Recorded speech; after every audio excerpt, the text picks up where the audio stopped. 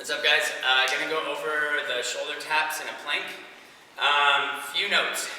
Really important not to rock your body side to side. This movement should be done with a nice, slow, and controlled pace. It's too often that we see just people just flying through these and their bodies just moving all over the place. Ideally, in your plank, it shouldn't change at all as you lose one arm and shift over to the side. So what I'm doing is really focusing on, before I move this right arm, I'm focusing on creating as much stability here in my shoulder, in my core, and in my glutes, so when I move, everything is engaged, so then that way it doesn't really change much, and I'm just really upping my game with my stability in my body.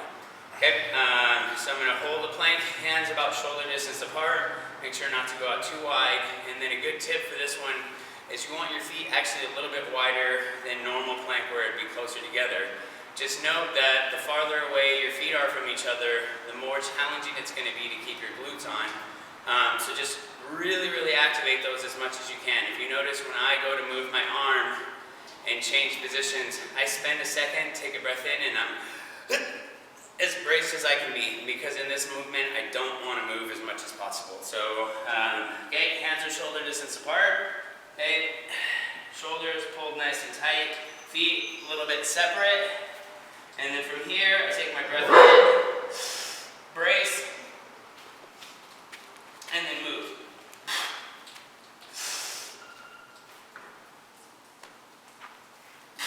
Okay, a lot of times we see people,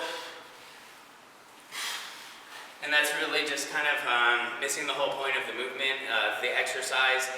So what we're trying to do is get our glutes fired up, our core fired up, our shoulder stability muscles fired up, and just kind of wake ourselves up too. For proprioception, just the balance stuff really helps with all that. So that is the shoulder taps in a plank position.